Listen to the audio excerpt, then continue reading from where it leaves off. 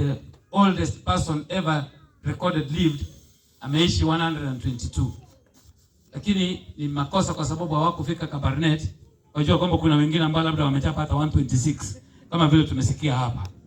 Na hata kama ni 122 the highest, Gogo kupata 119 is a very high respected age to live.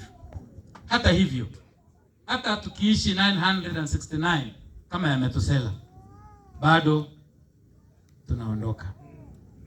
Swali kubwa sisi kubwa ndio maana yake tunahubiri Injili. Ukiondoka unaenda na nini?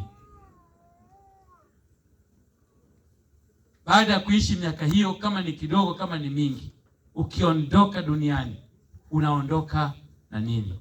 Daniel akasema wengine watafufuka waingie aibu ya milele, wengine watafufuka waingie uzima wa milele.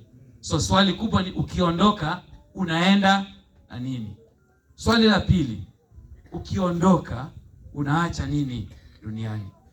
Gogo Salina ametuachia ibogokta ine engemoni kibwate nene ne giyai ne gigilgei ne tos mwachi kole kongoi amu kiyoiwo kongoi Gogo mi lagok chekikisich chekibo emoni chekitaret Gogo.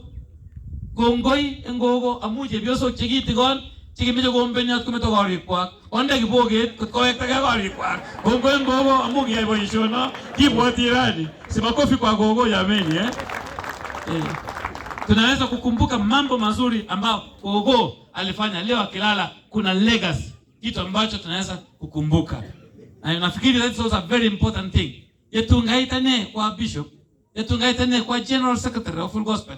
Sitakuwa general secretary milele. Hata kwa hiyo kiti ambacho nakalia leo, Bishop Emeritus Koskei alikalia hapo kwa miaka yake.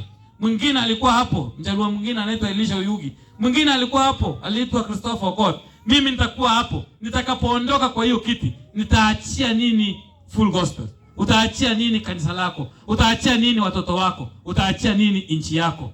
Tutaondoka dunia, utaacha nini? Tutaondoka dunia, utaenda na nini? Mungu awabariki kwa ujumbe huo kwa jina la Yesu.